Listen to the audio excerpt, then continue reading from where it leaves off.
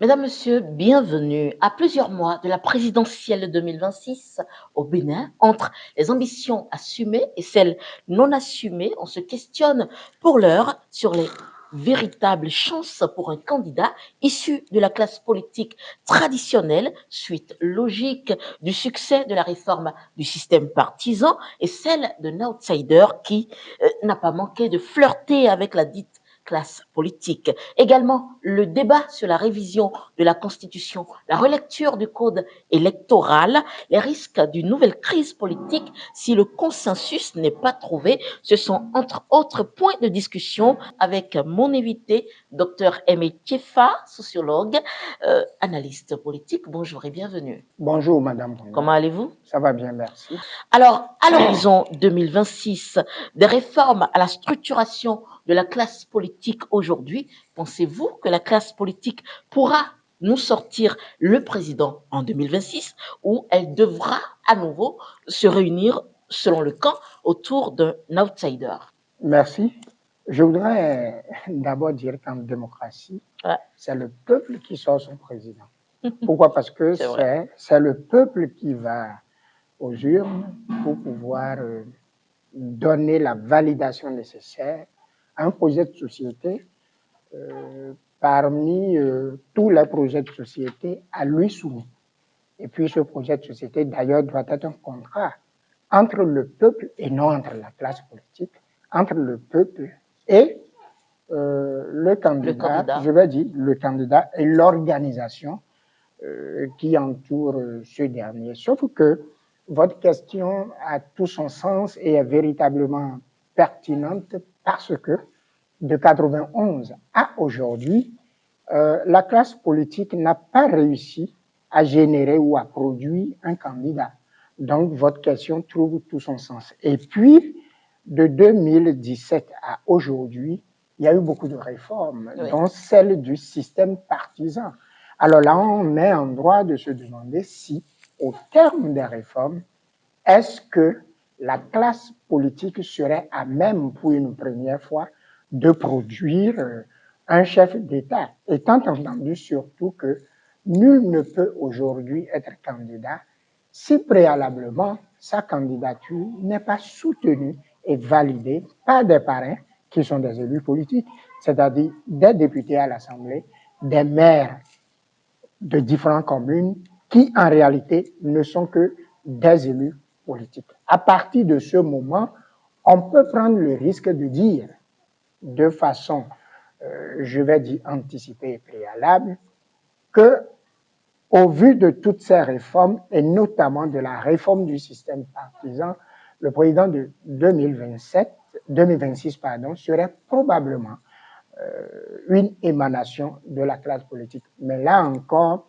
il faudrait observer un minimum de règles de circonspection pour tomber d'accord avec moi qu'il y a beaucoup d'impondérables et que nous sommes bien loin de 2026 en 2024.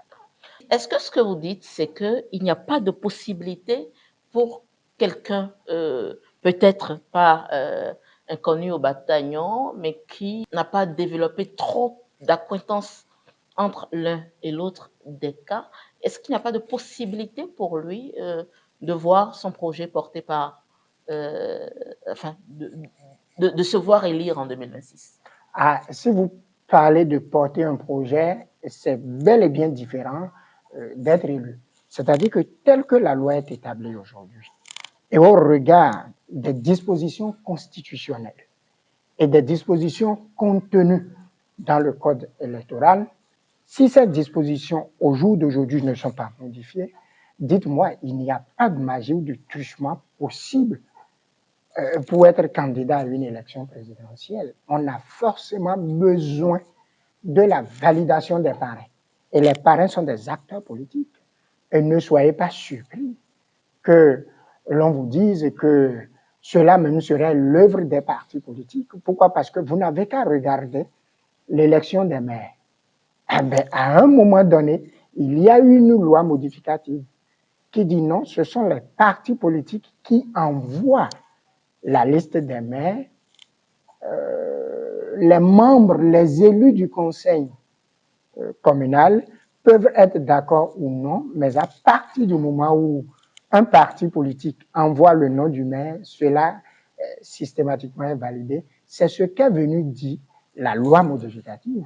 Dès lors, si nous marchons dans ce même sillage et avec cette même perspective en point de mire par rapport à 2026, c'est que celui qui serait élu président de la République a le parrainage des maires, le parrainage des députés et ensuite, cela ne peut être que validé par rapport à la caution des partis politiques. Pourquoi? Parce que les maires et les députés sont l'émanation des partis politiques.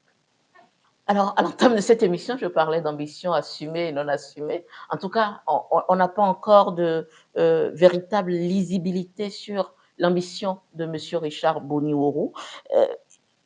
Mais pour l'heure, c'est le seul qui, en tout cas, à part M. Olivier Bocco, dont on suscite la candidature, c'est le seul dont on voit les actes aller dans ce sens.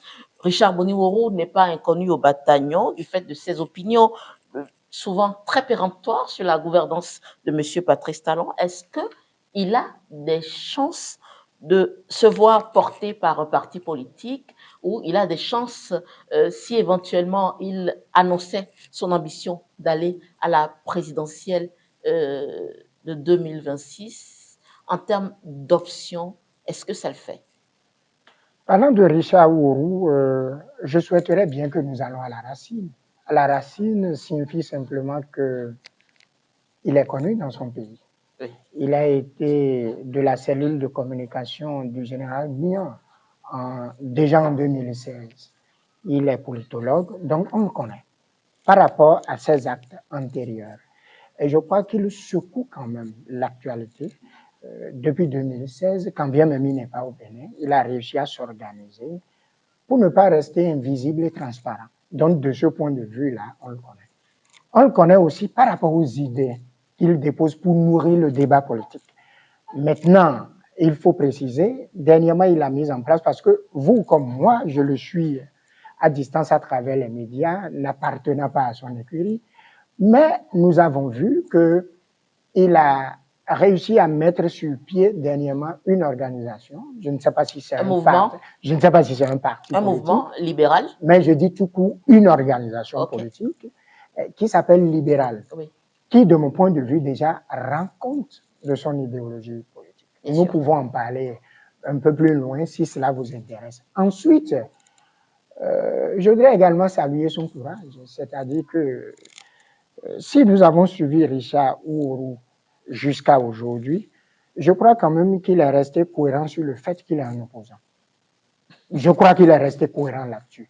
Il est resté très critique de ce qui se fait. Il est resté très critique, mais d'un ton poli, bienséant et en même temps audible, de l'action gouvernementale, de l'œuvre du président Talon.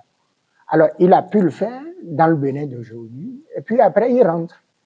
Il rentre, je dirais, quasiment sans peur. Il est allé chez lui, dans sa région. Il a fait un tour, saluer les siens, et puis repréciser certaines choses, je crois, sur son action politique. Mais je ne l'ai pas entendu dire qu'il serait candidat. Non. Je ne l'ai pas entendu, je l'ai pas entendu le dire.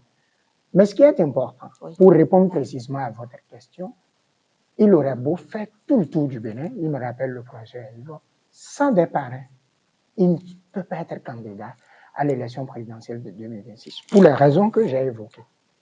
La loi dispose qu'il faut être parrainé par des députés et ou des maires, et la loi, si elle reste en l'état, il faudrait en avoir 16. C'est pas 2, c'est pas 3. Il faudrait en avoir 16. Ben, c'est pour ça que par le passé, beaucoup de gens qui ont voulu être candidats... Mais ce n'est pas impossible. Non, pourquoi? Je ne dis pas que c'est impossible. J'ai dit, puisque je ne sais pas comment il négocie avec les gens. Je ne sais pas s'il a ses couloirs souterrains. Je ne sais pas ce qu'il est en train de faire en sourdine. On ne pourrait le savoir. Les parrains que vous avez, les potentiels parrains, c'est-à-dire les députés et les maires, sont l'émanation de leur parti politique. Bien sûr. Et ils ne sont que 3 partis politiques. Les démocrates, l'Union l'Union progressiste, le renouveau, et puis le bloc républicain. Oui. Si ces trois partis n'ont pas de candidats, ils iront en chercher où? Et je ne vois pas ces partis sans candidat. L'art de négocier en politique ne nécessite pas que des moyens financiers. Mais pour moi, d'abord, la mobilisation des acteurs autour de nos idées politiques reste l'atout majeur. Je voudrais faire ci, je voudrais faire cela. Mon idéologie est celle-ci. Chez moi ou avec moi, vous pouvez avoir ci, vous pouvez avoir ça. Reste, à mon avis, le terreau fondamental pour attirer d'éventuels parrains vers soi. Donc, en cela, ce n'est pas que c'est impossible, c'est faisable. Moi, je vois encore une autre possibilité. Laquelle? C'est-à-dire les potentiels partis politiques, à même de parrainer, qui sont 4 aujourd'hui, peuvent avoir leurs candidats bien connus de tout le monde, désignés de façon consensuelle, et que M. Boni Uhuru dise à ce dernier, ben moi j'ai une organisation politique qui voudrait bien venir vous soutenir, parce que dans cela, ce que l'on recherche par-dessus tout, c'est l'adhésion, ce sont les rassemblements. Alors, si moi je dois venir avec vous, je vous suggère de mettre telle ou telle chose dans votre projet de société. Là, vous comprenez avec moi qu'il est partie prenante. Avec moi, comprenez avec moi. Il n'est pas candidat, mais pour soutenir le candidat d'une formation politique, il apporte une ou deux idées à son projet de société, qui en fait n'est même pas le projet de société du candidat, mais plutôt un projet de société élaboré de façon consensuelle, parce qu'un projet de société ne s'élabore pas dans une chambre à coucher. Bien sûr. Encore moins, ce n'est pas l'œuvre de consultants qu'on réunit. Un projet de société s'élabore avec un peuple, parce que c'est le peuple en réalité qui annonce ses aspirations, et qui accouche ses idées, et qui doit ses besoins, et le candidat est là en réalité pour ramasser cela et lui donner la forme qu'il faut, avec l'appui de quelques experts. Et par ce truchement aussi, il pourrait prendre part à l'élection présidentielle et peser d'un poids important et mesurable. Et justement, par rapport à cela, parce que nous sommes pour l'heure juste dans des projections par rapport à l'homme, est-ce que vous pensez que il suffit d'avoir des opinions très tranchées ou très péremptoires pour peser dans la balance aujourd'hui, dans la balance politique aujourd'hui? C'est pour savoir que vaut-il aujourd'hui et qu'est-ce qu'il apporte, qu'est-ce qu'apporte M. Richard Boni Uhuru, qu'est-ce qu'il pourrait apporter de mieux dans l'animation de la vie politique aujourd'hui au Bénin? D'abord, je m'en vais vous dire, pour que vos opinions en politique aient d'impact, vous devez être un homme de consensus et de discussion. Mais en réalité, ce qui compte beaucoup plus, c'est l'adhérence entre vos propositions et les besoins du peuple. Les besoins, c'est-à-dire, quand vous prenez le Béninois aujourd'hui, qu'est-ce qu'il pense, d'accord, par rapport à l'école, par rapport à l'agriculture, par rapport à la santé, les politiques publiques de santé ou les politiques publiques d'agriculture élaborées. Mais à ce titre, il s'est quand même plusieurs fois illustré sur ces questions. Si cette réflexion, d'accord, oui, est en parfaite adéquation avec les besoins du peuple, je vous assure, Madame Rougnon, le problème ne se pose pas. C'est-à-dire que, d'une manière ou d'une autre, si lui-même n'arrive pas à les porter in titu personnel pour le compte de sa formation politique, quelqu'un absolument les lui aurait acheté parce que lui, il en a besoin. C'est-à-dire, tout acteur politique est forcément potentiel candidat ou déjà candidat. Trouvant que M. Boni Richard Uhuru a derrière lui un vivier ou une manne politique, dites-moi, qu'est-ce qui l'empêcherait de venir négocier avec lui pour pouvoir avoir ses militants pour lui et pour pouvoir défendre la cause qu'il est en train de proposer, je vais dire, à discussion et recherchant la validation du peuple béninois. C'est aussi possible. Dans le Bénin d'aujourd'hui, est-ce que M. Boni Richard Uhuru est une valeur ajoutée? Ah oui, écoutez, moi j'ai toujours pensé que n'importe quel Béninois, où qu'il habite, encore s'il est de la diaspora, c'est-à-dire il a eu l'opportunité d'aller vivre une ou deux choses quelque part, d'aller regarder un ou deux modèles quelque part, et qu'il vienne avec des idées sérieuses, des idées novatrices, où il a un mot à dire de façon sérieuse, et que l'on ne remarque pas du tout ce qui le préoccupe, c'est la destinée du peuple béninois. Je crois que c'est à prendre au sérieux, quitte à voir l'intérieur, si cela sert l'intérêt du peuple, si cela répond, d'accord, à la cause commune, et si oui, pourquoi nous n'allons pas acheter cela? Donc, en cela, je crois que ces idées ne sont pas à balayer du revers de main. C'est-à-dire, il faudra s'intéresser beaucoup plus au contenu pour pouvoir voir. Et puis, vous savez, au Bénin, nous avons un défaut. Il nous manque un peu le sens d'écoute. Nous avons souvent des opinions politiques tranchées. Nous n'aimons pas écouter. Le sens de discernement politique, je vais dire, en général, nous fait défaut. Moi, particulièrement, je ne me suis pas encore intéressé à lui finement. Dès que je m'intéresserai à lui de façon fine et profonde, je vais commencer par voir ses idées. Qu'est-ce qu'il propose, par exemple, en matière de santé? Qu'est-ce qu'il serait prêt à mettre à l'agenda politique s'il était élu? Ces questions, pour moi, paraissent absolument fondamentales. Monsieur Richard Boni-Oro s'épanche très généreusement, bien souvent, sur les questions de développement. Et vous avez dit quelque chose qui retient mon attention ou qui me fait revenir sur votre propos à l'entame, c'est par rapport au contenu. Donc, ça me fait penser à l'idéologie aujourd'hui, parce que quand il parle de libéral, on comprend que l'idéologie, c'est le libéralisme. Est-ce que vous pensez qu'au Bénin, dans le contexte qui est le nôtre, c'est une idéologie qui pourrait avoir du succès et qui pourrait avoir son retenti comme il faut? Madame, je vais vous dire ceci. Oui. Parce que de par ma profession et mes études, j'ai étudié presque toutes les idéologies politiques. Okay. Et je vous convie à admettre, malgré vous, je ne connais pas votre position sur ces questions, le socialisme semble être dépassé. Le monde évolue. Les dynamiques évoluent et deviennent de plus en plus pointues. Les défis pour tous les dirigeants s'amoncellent. L'Espagne, c'est un pays d'une longue et grande tradition politique. Mais observez bien, l'Espagne est en train d'opérer des réformes pour pouvoir embrasser quelque peu le libéralisme. La France, même si la France a des présidents de droite ou de centre au pouvoir, comme Macron, et puis le centre en France, c'est la droite, observez bien, leur politique n'est plus absolument sociale et que la France a toujours donné beaucoup d'impact au social, mais de plus en plus, ils sont en train de comprendre que le fait de répondre aux sollicitations du peuple ne peut pas être, je vais dire de façon holistique et incommensurable.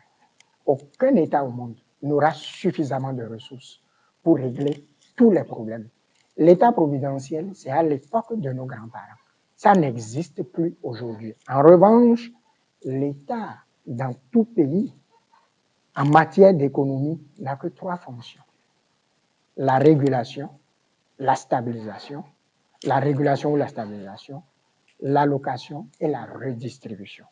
Le rôle de l'État est de faire en sorte que si Mme Mouillon est journaliste freelance, que vous puissiez exercer réellement votre fonction, l'État doit s'assurer de mettre en place les conditions pour vous faciliter l'exercice de votre profession, quitte à ce que, sur ce que vous gagnez, vous payez des États à l'impôt, des impôts à l'État, qu'il les collecte pour pouvoir financer son développement. Donc, parler d'idéologie telle que le libéralisme est très à propos aujourd'hui Mais dans notre pourquoi contexte. Mais est-ce que ça correspond à ce qu'on attend aujourd'hui, le libéralisme, est-ce que ça correspond à ce que veut le peuple? D'abord, fondamentalement, Oui. vous devez chercher à savoir qu'est-ce que le Béninois lambda, comme ma grand-mère, attend du politique.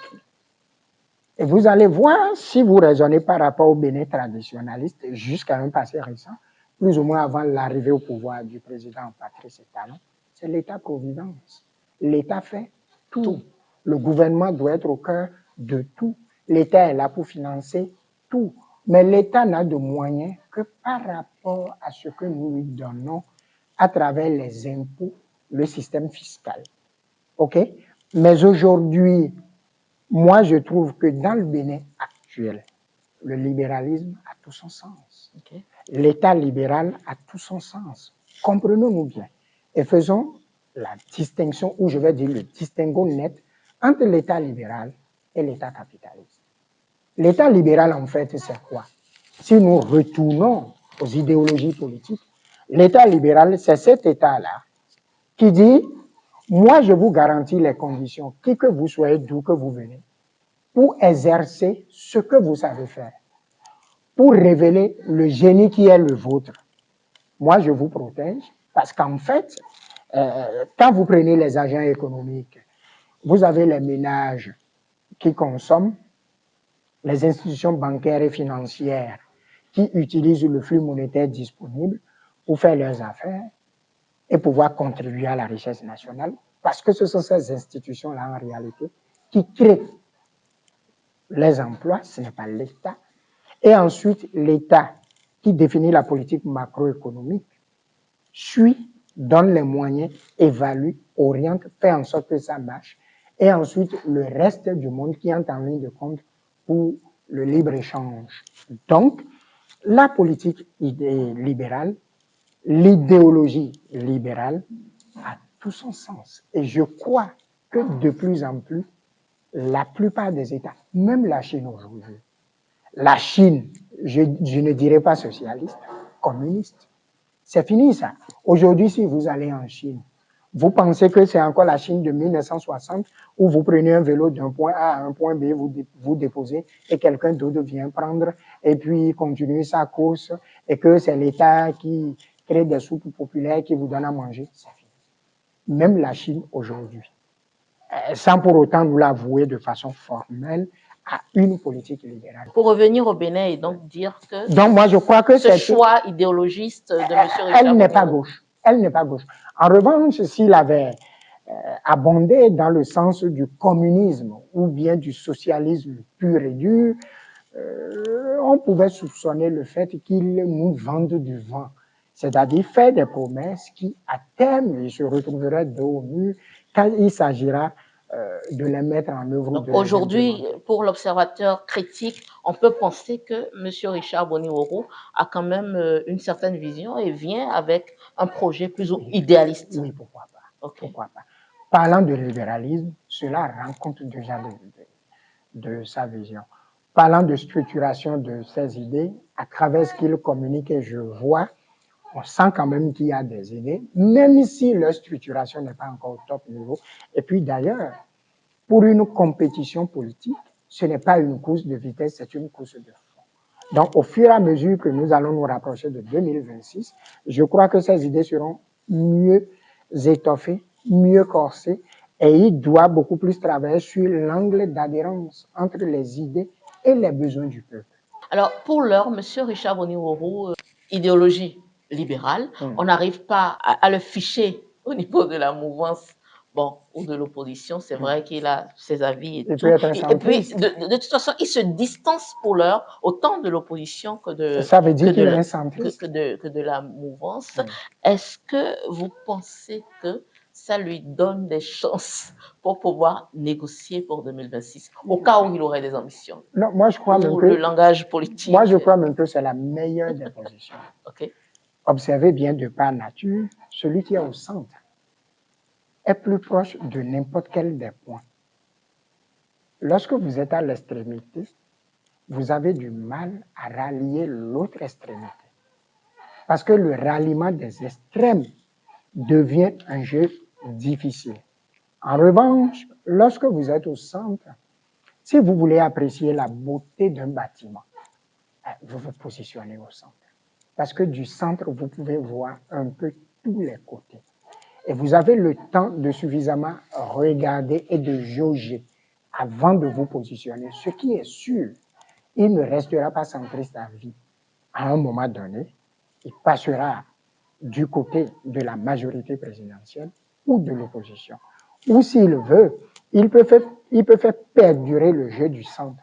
Mais le centre aussi est divisé en deux. On a le centre droite et le centre gauche. Donc, en définitive, celui qui est au centre, pour moi, est en pleine observation et en attente. Donc, ce n'est pas inintelligent de sa part de se distancer. Pas du tout alors, pas du tout. Je vous ai dit que selon moi, c'est la position la plus idéale au jour d'aujourd'hui au Bénin. C'est-à-dire que plus nous allons nous rapprocher de 2026, il se retrouvera dans l'obligation, d'accord, de se dévoiler. Mais là encore, il y a trois options. Lesquelles options? Soit il est de la majorité présidentielle, soit il est de l'opposition, ou alors lui-même est une alternative. Pourquoi pas? Et donc, il nous dira, la gauche n'est pas bien allée par là-bas, la droite n'est pas bien allée par là-bas. Moi, je suis une alternative crédible et je vous convie à venir avec moi. Mais pour pouvoir le dire, il faudrait qu'il en ait les moyens. Et je ne parle pas de moyens financiers. Je parle de la force de négociation possible, c'est-à-dire le discours pour pouvoir fédérer et rassembler les gens autour de son projet de société qu'il pourra déposer d'une manière ou d'autre. Est-ce qu'on a des chances quand il dit sans embâche, je ne les connais pas? Non, mais non, sur cela, je crois que, selon moi, qui l'observe à distance, je vous ai dit, je ne l'ai jamais vu, je l'observe à distance. La communication politique est par essence une communication sociologique et anthropologique. Le discours politique va avec les réalités de là où vous êtes. Le discours politique ne doit jamais être en phase, d'accord? En phase ou en déphasage? En déphasage avec d'autres réalités. Je crois que dire quelqu'un comme lui, dire qu'il ne connaît pas le président Boni Yayi, je crois que, enfin, pour ce que je le vois faire, hein, je crois que ce n'est pas ce qu'il a voulu dire, certainement ou probablement. Mais il a certainement, parce que je l'ai écouté et j'ai écouté après son intervention justive pour pouvoir améliorer, il a certainement voulu dire qu'il n'a jamais travaillé. Et d'ailleurs, c'est ce qu'il a fini par dire, qu'il n'a jamais travaillé avec Dame Rekia Madougou, professeur Joël Aïba, le président Boni Yayi, et même le président Patrice Talon. Et c'est justement cela qui rend compte du fait qu'il est au centre. Je crois qu'il a voulu dire qu'il n'a pas travaillé avec eux, qu'il n'est pas de leur écurie, qu'il ne s'associe pas à la dynamique politique que chacun de ces acteurs-là ont généré à un moment donné. Je crois que c'est ce qu'il est en train de chercher à dire en termes de « je ne les connais pas ». Et s'il devrait vraiment se justifier, à mon avis, c'était plus facile de dire « j'ai voulu dire de façon nette que je n'ai pas travaillé avec eux » et le débat était clos, quoi. J'annonçais à l'entame de cette émission que nous parlerons de la révision de la Constitution, de la relecture du Code électoral. Docteur Aimé Tchefa, est-ce que les insuffisances du Code électoral justifient qu'on veuille y apporter des modifications? Ah oui, quelque part, oui. Quelque part, oui. Nous parlons du Code électoral. Hein. Oui. Nous parlons du Code électoral et non de la Constitution. Bien sûr, oui. Le Code électoral, si vous observez, très souvent, à l'approche de chaque élection, le code électoral est revu. Très souvent. Et pour cela, on n'a pas besoin de toucher à une constitution pour revoir un code électoral. Tout le travail se fait à l'Assemblée nationale. Donc l'Assemblée nationale est là pour faire ce travail. Et je crois que s'il y a des failles, il peut toujours en avoir. On peut toujours regarder pour pouvoir améliorer, pas pour arranger un cas, hein, parce que la loi est générale et impersonnelle, d'abord et avant tout. Donc, s'il y a des failles à améliorer pour que 2026, où nous serons à la croisée des chemins, se passe bien, on peut toujours le faire, selon moi, si nous parlons du code électoral. Et est-ce que toucher le code électoral induit ou devra induire absolument revoir la révision, enfin réviser la Constitution? Pour moi, non. Le code électoral et la Constitution sont deux textes très différents. Vous êtes d'accord avec moi que la Constitution est au-dessus de tout autre texte. En revanche, le code électoral, comme on l'a dit, est un ensemble de lois qui organisent le déroulement des élections. À moins qu'il y ait des faits majeurs qui tiennent lieu. Si par exemple, au jour d'aujourd'hui, c'est un exemple, le Bénin ne veut plus avoir le poste de vice-présidence. Vous êtes d'accord que cette disposition est contenue dans la Constitution. Là, il lui fallut toucher à la Constitution. Est-ce que c'est le cas? Non. Non. Si vous prenez par exemple le parrainage n'est pas contenu dans la Constitution. Le parrainage est contenu dans le Code électoral. Si on voudrait augmenter le nombre de députés, parce qu'entre-temps, ils étaient 83, plus 77, mais donc au total 160, et on envisage l'horizon de 10 candidats, et qu'aujourd'hui, nous avons 109 députés, et donc on voudrait resserrer dans la maille des 10 candidats au plus, et qu'on voudrait corriger cela, dites-moi, on n'a pas besoin de toucher à la Constitution pour cela. À mon avis, non. Puisque la disposition que l'on voudrait corriger n'est pas contenue dans la Constitution, mais le Code électoral. Et le Code électoral n'est pas une loi organique ou une loi ordinaire de la Constitution. Non. C'est-à-dire qui émane de la Constitution. Non. Non, non, non. Le Code électoral, comme je vous l'ai dit, est un ensemble de lois qui organisent le déroulement des élections, qui prévoit tout ce qui a trait aux élections. Est-ce que, Dr Ebekiefa, vous avez pris connaissance des éléments qui aujourd'hui motiveraient qu'on retouche la Constitution de la loi introduite par le député Madame Mignot, je vous jure, ça ne m'intéresse pas. Je vous dis pourquoi ça ne m'intéresse pas. Pourquoi ça ne vous intéresse pas? Nous l'avions révisé en 2019. Oui. Le risque est qu'on ne nous prenne pas au sérieux. Si nous ressentons le besoin tous les matins de toucher à cela, on ne va plus nous prendre au sérieux. C'est ça le risque. Pour un pays comme les États-Unis, comparaison n'est pas raison, hein, mais pour un pays comme les États-Unis, qui dispose de sa constitution depuis 1787, qui pratiquement a traversé 3 siècles et qui n'y a eu au total que 27 révisions, je crois que cela rend compte de la stabilité. Et pour ce que le président Talon nous a montré jusque-là, il tient la stabilité. Regardez son gouvernement qui est resté pratiquement stable à hauteur de plus de 80%. Et c'est la même stabilité que nous voulons pour toutes les institutions du pays et pour tous les tests du pays. Personne ne dit que la Constitution est parfaite et qu'il ne faudrait pas la retoucher. Non, c'est pas ce qu'on est en train de dire. C'est pas le débat. Mais ce que, enfin, à mon avis, pour la position qui est la mienne, une position d'observateur, c'est comment faire en sorte qu'on nous prenne au sérieux. La Constitution pour un État est ce que la Bible est pour nos religions, notamment le christianisme. D'aucuns demandent qu'il faut sortir de ce fétichisme par rapport à la c'est pas du fétichisme, c'est un caractère sérieux. Prenez une femme qui se marie tous les 5 ans. Le fait de vouloir rester avec un seul homme à qui elle a dit oui, en définitive, jusqu'au dernier jour, à ce dernier jour, fait qu'on la prend au sérieux. Ça la crédibilise, ça lui donne un caractère sérieux. Il y a des acteurs... Ça rend compte de sa stabilité. C'est la même chose pour un État. Mais il y a d'aucuns, par exemple comme M. Richard Bonioro, qui disent que si on doit réviser la Constitution, il faille aller au référendum. Est-ce que, Dr Ametiefa, le contexte aujourd'hui étant ce qu'il est, si on va pour cette option-là, est-ce que vous pensez que ça a du sens? Bon, c'est une position médiane. C'est-à-dire, à défaut de dire non, ne touchez pas, qui, à mon avis, peut paraître comme une position extrémiste. Non, ne touchez pas. Ça, c'est l'extrême. Les autres disent, ah non, nous sommes dans le besoin de toucher. La position médiane qui prouve encore que M. Richard Bonioro est un centriste, c'est de dire, ok, si on estime qu'il faut toucher, alors passons par le truchement d'un référendum. C'est-à-dire, on élabore la nouvelle monture et on soumet cette monture à la validation du peuple, qui donc aura à se prononcer sur un oui ou sur un non.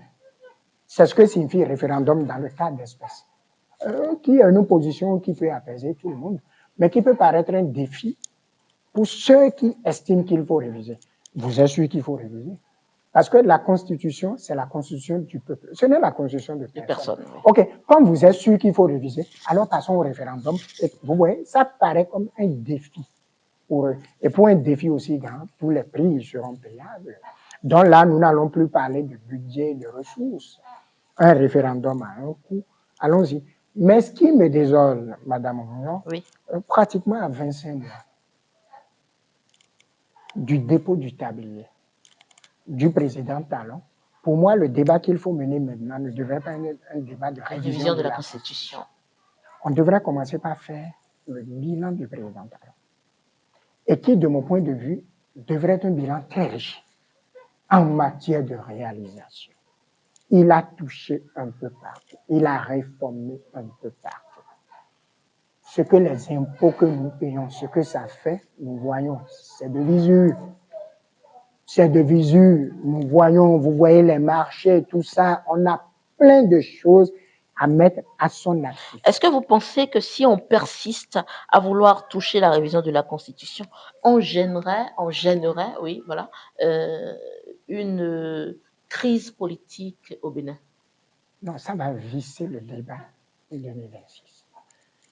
À l'entame de l'émission, oui, votre questionnement était, je vous l'ai dit, très pertinent et très fondamental.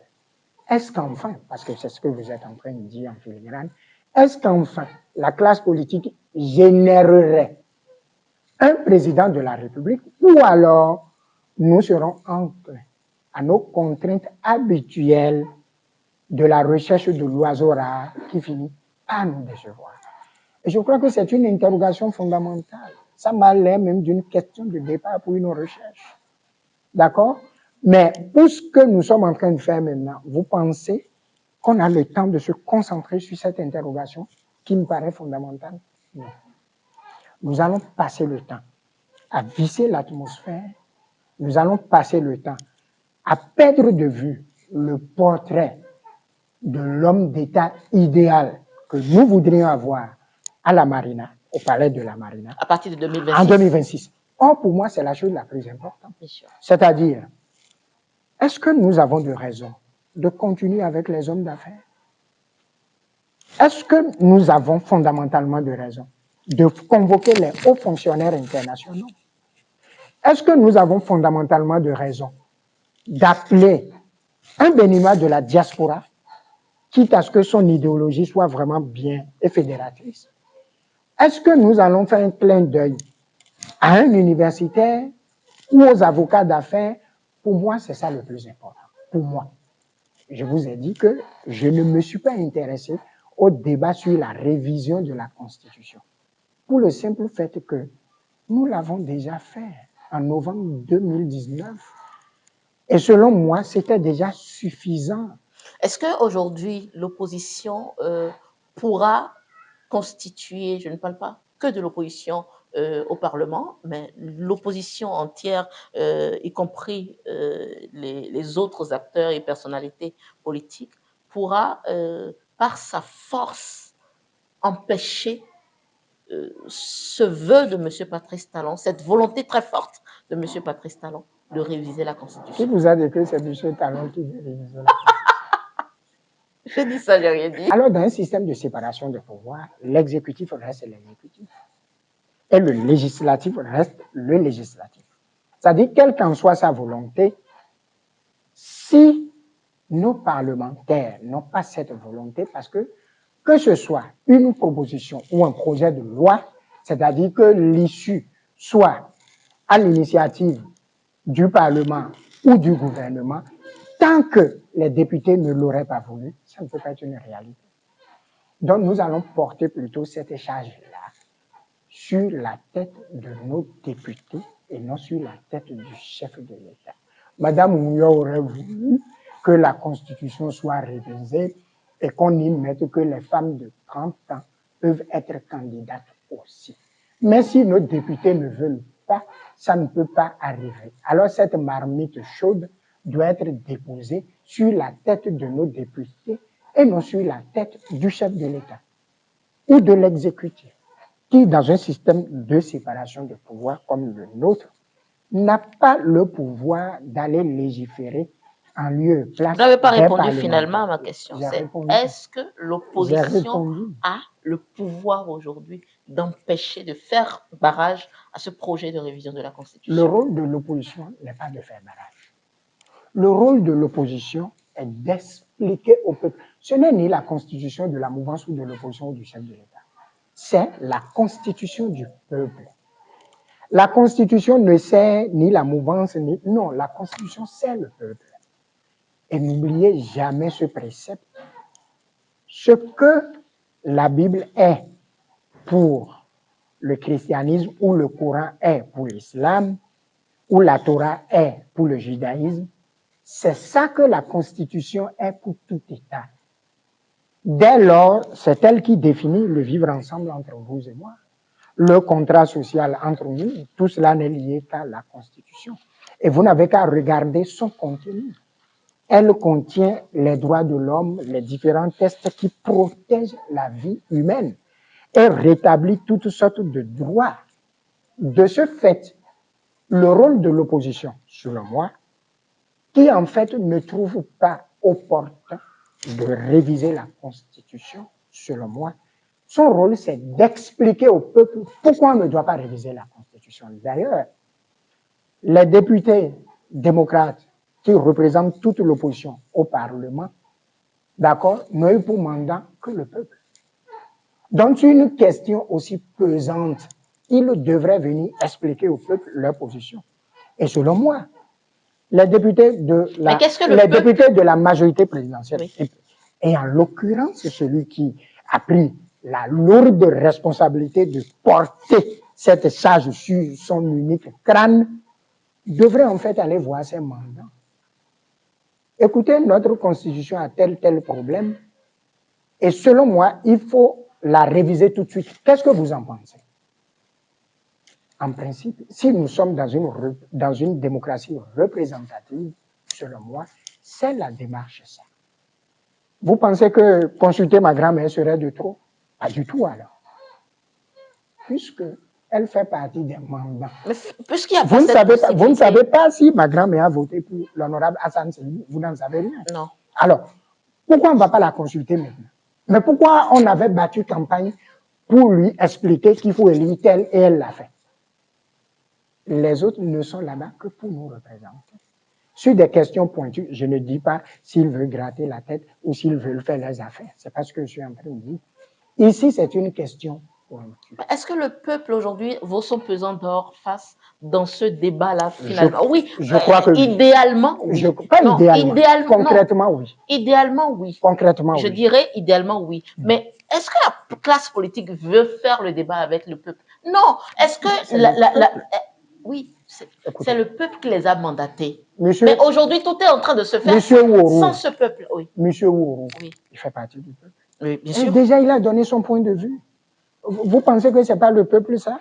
Vous avez votre point de vue, Madame Bougnon.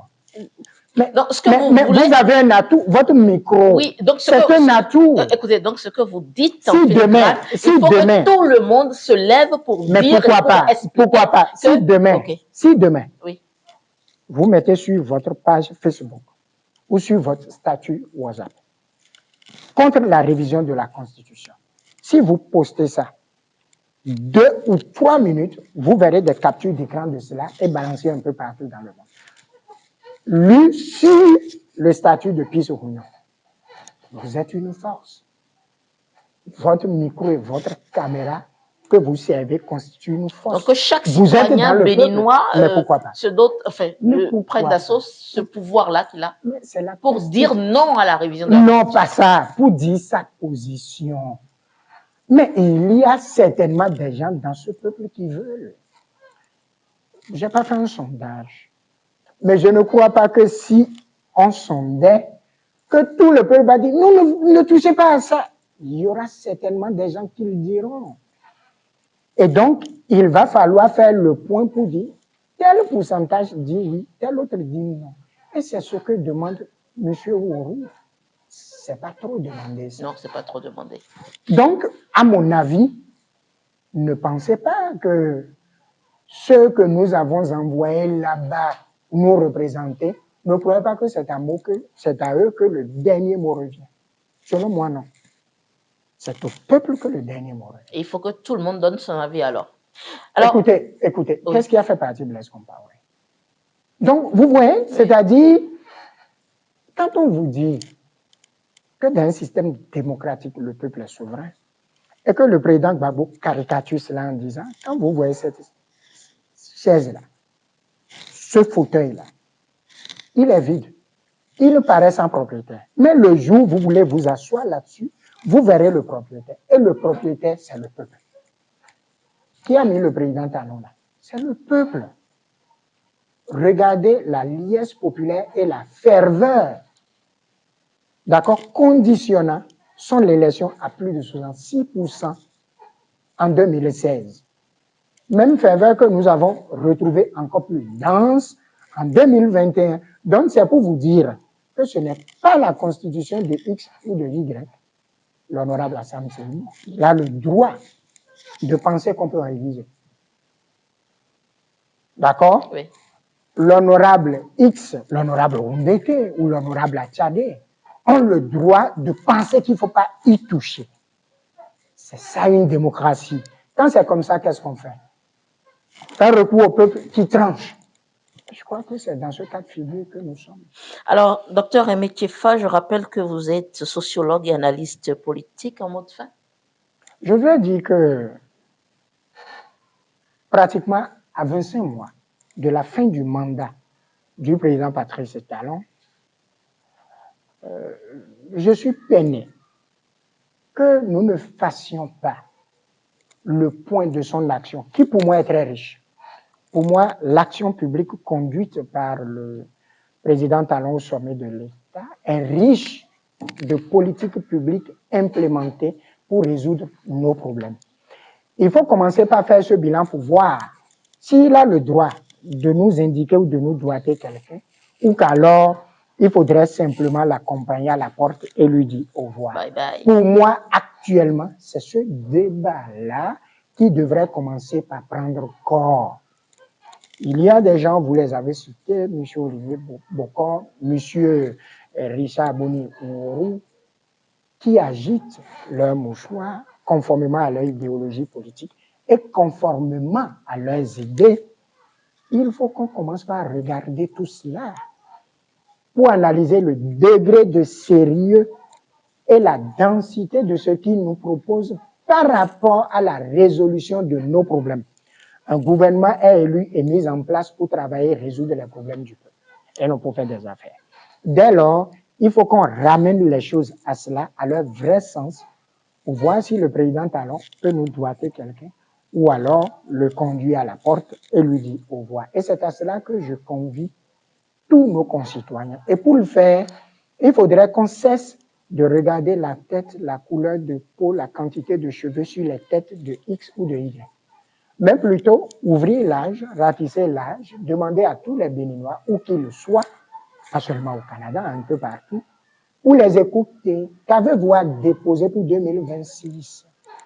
Quel est le diagnostic que vous avez posé dès maintenant et qui doit inférer sur votre position par rapport à 2026? Que nous tenions ces débats dès maintenant parce que ce n'est pas en janvier 2026 que nous allons faire cet exercice-là. Quand on exécute un bilan, quand on exécute un mandat, à la fin, le bilan est fait et on voit s'il faut sanctionner, c'est pas moi qui le dis, c'est la science politique qui le dit, s'il faut sanctionner ou alors s'il faut accorder un bonus. Le président Talon ne sera plus candidat à rien, mais conformément à la loi et à la pratique politique aussi, il a le droit de doiter quelqu'un. C'est à nous de lui dire oui ou de lui dire non. Et c'est un exercice sérieux. Et il faut se lever tôt pour le faire. Et c'est à cela que je voudrais que nous nous consacrons dès maintenant. Je vous remercie. Merci d'avoir répondu à nos questions. Merci.